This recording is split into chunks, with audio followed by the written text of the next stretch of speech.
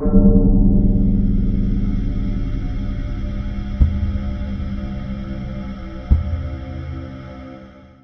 to some a word that represents loyalty, devotion, love. To horror fans, however, family usually means treachery and bloodbaths and disappointing holidays. It's not cranberry sauce. After decades of watching obnoxious teens be dismembered and hacked up, today's horror is driven by family values, like sacrifice, revenge, and dismemberment. But to really understand today's dreadful family matters, we need to take a look at the worst families in history, the ancient Greeks. First, there's Oedipus, the original mother. Shut your mouth. I'm just talking about Oedipus, who murdered his father and married his mother, whose sons murdered each other, and whose daughter was buried alive by her fiancé's father, who also happened to be her uncle. But even that pales compared to Medea, who murdered her brother to help her lover Jason escape, then cut that brother into pieces and chummed the ocean with him to slow the pursuit of her father, who then convinced 3 young women that the key to saving their aging father was to chop him into pieces and make a stew out of him, who, when Jason decided to run off with another woman, punished him by murdering their children and poisoning his new wife. And as bad as that was ever there a tale of greater woe than the House of Atreus? Here's the 60-second version. Atreus was the grandson of Tantalus, who was so jealous of the gods that he murdered his own son and tried to trick the gods into eating him, which is a pretty weird flex. The gods didn't fall for it and threw him into Tartarus. A couple of generations later, Atreus takes a page from Granddad's playbook, murders the children of his younger brother Thyestes, who then feeds them to Thyestes because little brother seduced big brother's wife. Now, Atreus has 2 sons, Agamemnon and Menelaus, who go on to become big muckety-mucks in the Trojan War, but when the Greeks set sail they can't catch a good wind, so Agamemnon tricks his daughter into thinking she's about to marry Achilles, when actually she's been invited to a throat-slitting party to appease the gods. Agamemnon's wife Clytemnestra isn't too thrilled with that, so while he's off fighting his 10-year war, she takes up with his cousin Aegisthus, who also happens to be the last remaining son of Thyestes.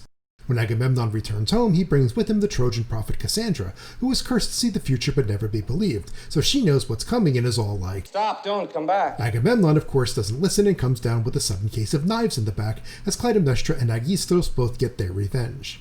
Of course, this leaves Orestes, the son of Agamemnon, in a pickle. As son to a murdered father, he's obligated by the law of the gods to avenge his father's death, which would mean murdering his mother, which violates the law of nature. What's a boy to do? Well, Orestes takes his revenge, is hunted down by the Furies, but is then pardoned by Apollo for a job well done, and in doing so lifts that curse from the House of Atreus. All's well that ends well? But this story has 2 salient points for today's horror fans. 1, cannibalizing one's own family is the most savage revenge out there. And 2, sin and evil are hereditary. Each generation bears the burden of its ancestors. And if we jump ahead a few thousand years, we see this theme alive and well in one of Edgar Allan Poe's most famous stories, The Fall of the House of Usher. An unnamed narrator visits his ailing friend Roderick Usher and his twin sister Madeline. They are the last 2 members of their family, victims of some vague curse that seems tied to the very house in which they live. There's no cannibalism in this story, but Roderick does accidentally bury his twin sister alive, which leads to both their deaths and both the metaphorical fall of their family and the very literal fall of their actual house. In Poe's story, the physical space of the home becomes an extension of the family and of the family's troubles. Poe, ever a stickler for his unity of effect, even draws the reader's attention to the crack in the foundation of the house in the early goings of the story. This connection of family and physical space has become a staple of many horror films. From The Old Dark House to the Amityville Horror to The Haunting of Hill House, the space becomes a physical manifestation of the family's hidden trauma. Much like the crack in Poe's House of Usher, the physical trauma of the house, whether it be bleeding walls, disembodied voices, or plagues of insects, become metaphors for the fractured psyche of the family unit dwelling within. I'm coming apart! Oh, Mother of God, I'm coming apart! In The Babadook, the fractured relationship between a single mother and her troubled son manifests itself in the form of the strange titular creature. One way to interpret the Babadook is to see the creature as a manifestation of the guilt Amelia feels over the death of her husband and of her failures as a mother, failures that include her desire to not be a mother at all.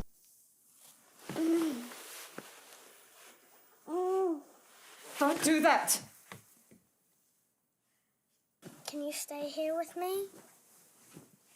Yes. I love you, Mum. Me too. The Babadook's possession of Amelia reflects her own dark desire to be rid of her challenging son. You don't know how many times I I wished it was you, not him, that died. Though she overcomes the Babadook's influence, the Babadook is not a thing that can be banished or destroyed.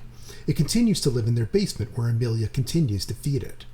The basement of the house is both a spiritual and physical home for the creature. Perhaps Amelia can never be rid of her guilt or the resentment she feels toward her son, but she has learned to lock away the dark impulses by finding some acceptance with her life as it is. These themes of sacrifice and acceptance also show up in Ari Aster's debut film Hereditary. Annie, an artist who recreates life in miniature, is coping with the recent death of her mother, with whom she had a challenging relationship. The opening sequence of the film starts in Annie's workshop, with the camera looking out the window at a treehouse, which ends up being a nifty bit of foreshadowing, and right into the bedroom of the miniature of her own house, which then turns into the actual bedroom of her son. Aside from being a clever bit of camera trickery, the sequence sets the film's theme spinning into motion. Annie, the daughter of a controlling and domineering woman, asserts a kind of passive control by recreating her life in miniature, especially the traumatic moments of her life. Jesus Christ, Annie.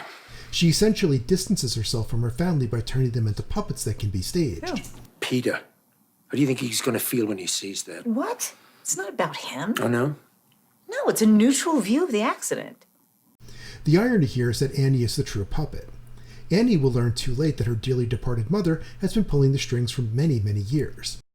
Annie's need to control her fate is reflected in the pristine composition of her home and her family, control that is taken away from her piece by piece by piece as the movie progresses. In the end, Annie's mother has essentially sacrificed her entire family for a higher power, and you can't get much more ancient Greek than that.